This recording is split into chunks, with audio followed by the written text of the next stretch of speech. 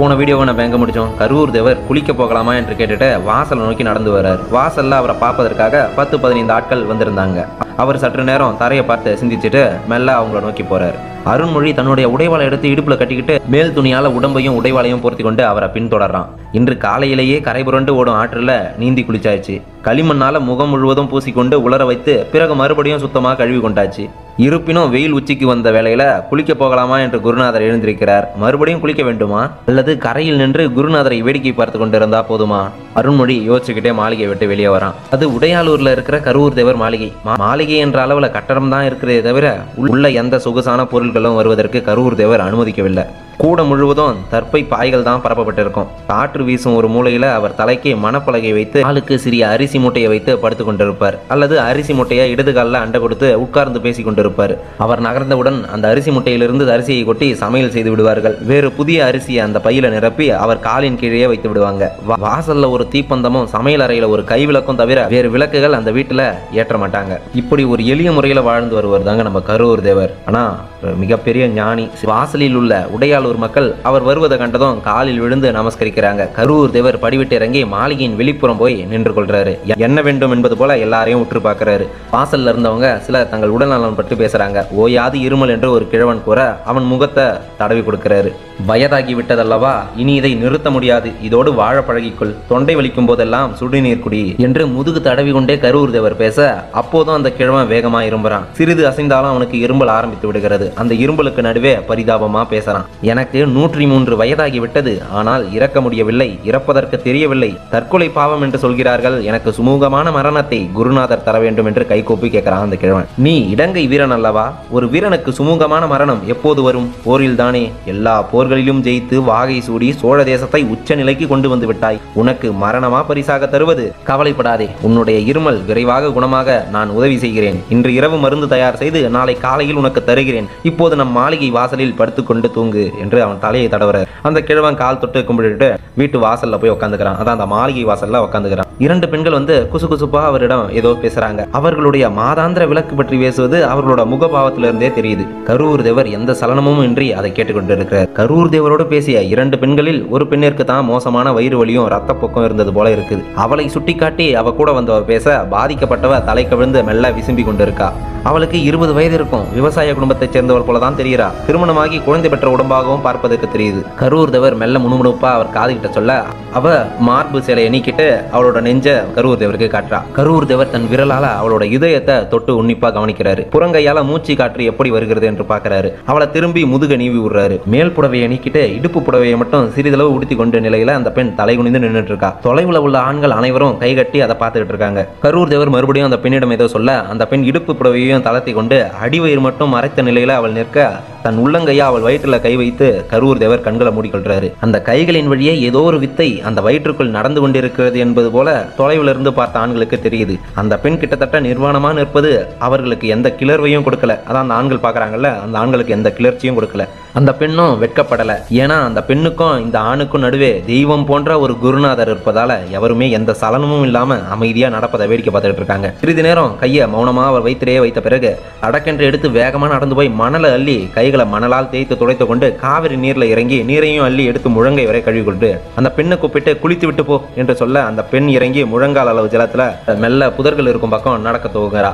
அந்த பெண்ணுக்கு பின்னாடியே காவலுக்கு வந்த இன்னொரு பெண்ணு தொடர்ந்து போறா அவளை குளிப்பாட்டுறதுக்காக.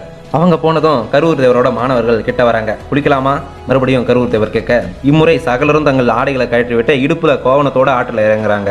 அருண்மொழி பட்டனுக்கு மட்டும் காலையில் குளித்தாகி விட்டதே, மறுபடியும் குளிக்க வேண்டுமா என்று கேள்வி திரும்பவும் எழ சற்று தயங்கி நிற்கிறான். வா நீயும் குளி, அருண்மொழி பட்டனை கரூர் தேவர் அழைக்கிறாரு. அருண்மொழி பட்டன் உடனே வேட்டையையும் மேல் தொண்டையும் கழற்றி வச்சுட்டு அதன் மீது உடைவாளையும் வைக்கிறான். இருக கட்டிய லங்கோடு மீது சிறிய இடுப்பு துண்டை கட்டிக்கிட்டு ஆற்றில் இறங்குறான். அந்த பெண்கள் பக்கம் கரூர் தேவர் பார்த்து கொண்டிருக்காரு. மற்றவங்க எல்லாம் குளிக்க துவங்க அருண்மொழி பட்டம் மட்டும் கரூர் தேவருக்கு அரிய போய் நின்று அந்த பெண்மணிக்கு என்ன ஆயிற்று என்று பரிவோடு கேட்கிறான். எந்த காரணமும் இன்றி கருகலைப்பு ஏற்பட்டிருக்கிறது. எல்லா வகையிலும் விசாரித்து பார்த்து விட்டேன். கருகலைப்பிற்கான காரணம் எதுவும் இல்லை. கனிவான புருஷன், இதமான வேலை, அமைதியான சூழ்நிலை, ஆரோக்கியமான உடம்பு. இருப்பினும் கருகலைந்திருக்கிறது என்றால் இங்கு வேறு ஏதோ நடமாட்டம் இருக்கும் என்று தோன்றுகிறது. என்ன சொல்கிறீர்கள்? புரியவில்லையே அருண்மொழி கேட்கிறான். தீய சக்திகள் கிராமத்தில் நடமாடினால் மாதர்களுக்கு கருகலைப்பு ஏற்படும், நாய்களுக்கு தூக்கம் கெடும், கோவில் சிலைகள்லாம் உடையும், விளக்குகள் அல்லது யாகத்தின் தீயும் அணையும், நாய்களுக்கு கடும் ஜுரம் ஏற்படும் என்று கரூர் தேவர் சொல்ல, உடையாலூரில் தீய கத்திகள் உண்டா? அருண்மொழி பட்டன் கேட்கிறான். இதுவரை இல்லை, ஆனால் யாரோ ஏவி விட்டு இருக்கலாமோ என்று தோன்றுகிறது. அதையும் இன்று இரவு கண்டுபிடித்து விடலாம். கரூர் தேவர் திரும்பி அருண்மொழி பட்டனை பார்த்து சிரிச்சுட்டு அவனோட கைகளை கோர்த்து கொண்டுறாரு. ஆற்றில் இறங்கி அவன் கைகளை பிடிச்சுக்கிட்டு முழுக்க போடுறாரு. கரூர் தேவரோட கையை பிடிச்சுக்கிட்டு இருந்த அருண்மொழி பட்டன் எதர்ச்சியா திரும்பி கரையை பார்க்க அவனோட உடைவாள் காற்றுல புரண்டு ஓடுவது தெரியுது. கையை பிடிச்சுக்கிட்டு இருந்த கரூர் தேவர்கிட்ட துணி என்னோட வாழை புரட்டி கொண்டு ஓடுது என்று கூவறான். போய் உன் வாளை புடி என்று கரூர் தேவரும் கத்துறாரு. எல்லா இளைஞர்களும் திடுக்கிட்டு எழுந்து திரும்பி கரையை பார்க்கறாங்க. அந்த வாளினோட நகர்வு ஒரு அமானுஷ்யமா இருக்கு. ஏன்னா ஒரு துணி புரட்டி அத்தனை கனமுள்ள உடைவாள் நகரவே நகராது. அந்த நகர்வு அதை யாரோ நூல் கட்டி இழுத்து போவது போல தெரியுது. அருண்மொழி பட்டன் நீர்ல தாவி குதித்து ஓடுறான். ஈரத்தோடு கரையேறி ஓடி போய் வாளின் மீது கை வைக்க வாளை யாரோ பிடித்து கொண்டு இருப்பது போல தோன்றுது.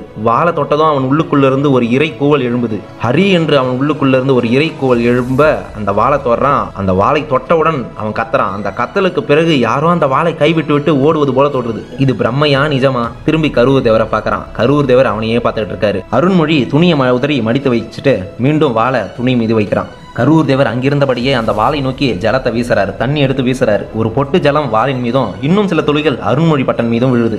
அந்த தண்ணியை தெளிச்சுட்டு கரூர் தேவர் கிழக்கு பக்கம் பார்த்து திரும்பி கொள்றாரு. அருண்மொழி பட்டனும் ஆற்றில் இறங்கி அவர் கிட்ட போய் அவருக்கு முங்கி குளிப்பதற்காக கையை நீட்டுறான். அவர் இப்ப அவனோட கையை பிடிச்சிக்கல. மௌனமா கிழக்கையே பார்த்துக்கிட்டு இருக்காரு. கரூர் தேவரோட முகம் சிவந்து காணப்படுது. கண்ணில் கூர்மை அதிகமா இருக்கு. உதடு துடிக்குது, வயிறு குழையுது. வெறுமே கைகளை தொங்க விட்டு யாரையோ எதிர்பார்த்து காத்திருப்பது போல கரூர் தேவர் அசையாது நின்றுட்டு இருக்காரு.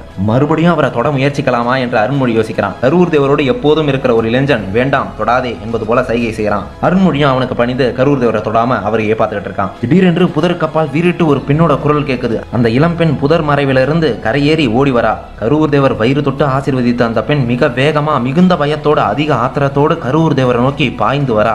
அவ உடம்புல ஒரு அங்குலம் கூட துணி இல்ல. நிர்வாணமா ஓடி வர அந்த பெண்ணை பார்த்து இளைஞர்களும் அருண்மொழி பட்டனும் திகைத்து போறாங்க. கரூர் தேவர் அவளையே பார்த்துக்கிட்டு இருக்காரு. அவன் நீர்ல இறங்கி முழங்கால் நீரில் நின்று கரூர் தேவரை பார்த்து கோர பற்களை காட்டி உரும்புறா. வாயிலிருந்து எச்சில் நுர பொங்கி வழியுது. உடம்பு நடுங்குது, நரம்பு புடைக்குது, கழுத்து முறுக்கி தவிக்கிறா. பயிர் குழைந்து முறுக்குது. அவளோட கை விரல்களை கிழித்து விடுவது போல கரூர் தேவரை நோக்கி நீட்டுறா. கரூர் தேவர் அவளையே பார்த்துக்கிட்டு இருக்காரு அசையாது. அவ மெதுவா நிதானமா அவரோட தாக்க வருவது போல அந்த நீரிலேயே நடந்து அவளை நெருங்கி இன்னும் ஒரு எட்டுல அவரை தொட முடியும் என்ற நேரத்துல கரூர் தேவர் பலத்த ரிங்காரம் இடுறாரு. அதான் அந்த ஓம்னு முடியறப்ப அந்த உம்முன்னு இருப்பாங்கல்ல, அந்த ரிங்காரம் இடுறாரு. சட்டென்று பின்னால சாயறா. அலை மட்டும் தெரியும்படி ஆற்றில விழறா. கரூர் தேவர் அவளை பார்த்து சுட்டு விரல நீட்டி குத்தி விடுவது போல காட்ட அவ தவிக்கிறா. அந்த ஆற்று ஜலத்தை எடுத்து சுடேர் என்று முகத்துல அடிக்க அவ கதறா, உடம்பு முறுக்கிறா. போ என்று கரூர் தேவர் கத்த அவ பல முறை ஆற்றுல சுழன்று புரள்றா. போ என்று மறுபடியும் கத்த அவள் தளர்ந்து மெல்ல ஆற்றுல மிதந்து அப்படியே போற ஆற்றோட. புதரிலிருந்து இன்னொரு பெண் முகமெல்லாம் நகைக்கீரலோட தள்ளாடி ஓடி வரா. அருண்மொழி கரையேறு என்று கரூர் தேவர் கட்டளையிட அருண்மொழி கரையேறான். கரூர் தேவரோடு எப்போதும் இருக்கும் அந்த இளைஞனை சொடுக்கு போட்டு கரூர் தேவர் அழைத்து மிதக்குகின்ற அந்த பெண்ணை தூக்கி அமர வைக்க சொல்றாரு. அவன் தாவி ஓடி போய் அந்த பெண்ணோட இடுப்புல கை கொடுத்து தூக்கி நீர்ல உட்கார வைக்கிறான். கரூர் தேவர் அவளுக்கு அருகே போய் தன்னோட காலை உயர்த்தி அவளோட தலையை மிதிக்கிறாரு. நீருக்குள்ள அழுத்துறாரு, எட்டி உதைக்கிறாரு. அவளை பிடித்துக்கிட்டு இருந்த இளைஞன் பின்னுக்கு போக அவ மறுபடியும் புரண்டு விழறா. மீண்டும் மிதக்கிறா. பிடி என்று அவர் சொல்ல மறுபடியும் அந்த இளைஞன் அவளை தூக்கி தண்ணீர்ல உட்கார வைக்கிறான். முகமெல்லாம் கீரலாய் உள்ள துணைக்கு வந்த அந்த பெண் அருகே வர அவளிடம் துணியை எடுத்து வர சொல்றாங்க. அவ துணியை எடுத்து வந்து கீழே உட்கார்ந்து இருக்கிற உடம்புல துணியை சுத்துறா. அவ சுத்தி முடிச்சதும் கரூர் தேவரோட நெருக்கமா இருக்கிற அந்த இளைஞனே அவளை தூக்கிக்கிட்டு எடுத்துட்டு போய் கரையில போடுறான். அவன் கரையில போட்ட உடனே துணைக்கு வந்த அந்த பெண்ணும் வேறு சிலரும் அவரை எடுத்துக்கிட்டு கிராமத்துக்கு போறாங்க. கரூர் தேவர் திரும்பி அருண்மொழியை ஆற்றில் இறங்க சொல்றாரு. அருண்மொழி கிட்ட வந்ததும் அருண்மொழி என் கையை பிடித்துக்கொள். கரூர் தேவர் கை நீட்ட தன்னுடைய வலக்கையால் அவருடைய இடக்கையை அருண்மொழி பட்டன் கோர்த்து கொள்றான். கரூர் தேவர் பல முறை காவிரியில வேகமா முங்கி எழுறாரு. அவர் முங்கி எழுந்த வேகம் ஒரு நீர்த்தார் கடனுக்கு முங்குவது போல இருந்துச்சு. எழுந்து நின்ற கரூர் தேவர் அருண்மொழியை பார்க்கிறாரு. அருண்மொழி பட்டன் அவரிடம் பேசவே பயப்படுறான். ஆனா என்ன நடந்தது என்று கேட்கின்ற ஆர்வம் அவனுக்கு அதிகமா இருக்கு. அவனோட ஆவலை கரூர் தேவரே தெரிஞ்சுக்கிட்டு அவனை பார்த்து சிரிக்கிறாரு. பிசாசு அனுப்பியிருக்கிறார்கள். உடையாளூரில் உள்ள கரூர் தேவனை தாக்க வெகு தூரத்தில் இருந்து பிசாசுகளை அனுப்பியிருக்கிறார்கள். சோழ தேசத்தை வேறு எவ்விதமாகவும் அவர்களால் வீழ்த்த முடியவில்லை. எனவே தந்திரமும் மந்திரமும் செய்கிறார்கள். இந்த கரூர் தேவன் இருக்கும் வரை ஒரு பிசாசும் இங்கே நுழைய முடியாது. நுழைய விட மாட்டேன். ஓங்கி காவிரியை கரூர் தேவர் உள்ளங்கையால் அடித்து சத்தியம் செய்கிறார். காவிரி நீர்ல அடித்து சத்தியம் செய்துட்டு கரையேறாரு. அருண்மொழி பட்டன் ஒரு கலவரமும் வியப்புமா அவரையே பார்த்துக்கிட்டு இருக்கான். நீ முங்கி குளி, நான் உனக்காக கரையில் காத்திருக்கிறேன் என்று கரூர் தேவர் சொல்ல கிழக்கு பார்த்தபடி அருண்மொழி முங்கி குளித்து கரையேறான். கரூர் தேவர் கரையில் இருந்த அருண்மொழி பட்டனோட உடைவாளை எடுத்து தன் நெஞ்சோடு அணைத்துக் கொள்றாரு. ராஜராஜா, என் செல்வமே, தமிழ் மண்ணின் தனிப்பெரும் குணக்குன்றே, உனக்கு துணை நான் இருக்கிறேனடா. நீ கோயில் கட்டு, மாபெரும் மலை போன்ற கோவில் கட்டு, உனக்கு துணையா இந்த தேவன் இருப்பான் என்று கருவூர் தேவர் உரத்த சொல்றாரு. கருவூர் தேவர் என்ன சொல்கிறார் என்று அருள்மொழிக்கு விளங்கல. அவர் பேசியது எதுவுமே அவனுக்கு தெளிவா கேட்கல. ஆனா எங்கோ இருக்கிற ராஜராஜருக்கு தெல்ல தெளிவா புரியுது அவர் என்ன சொல்றாருன்னு. இதுக்கடுத்து என்ன நடந்துச்சுன்னு நெக்ஸ்ட் வீடியோல பார்ப்போம். இந்த வீடியோ உங்களுக்கு பிடிச்சிருந்தா லைக் பண்ணுங்க. நம்ம சேனல் இது வரைக்கும் சப்ஸ்கிரைப் பண்ணலனா சப்ஸ்கிரைப் பண்ணுங்க. தேங்க்யூ.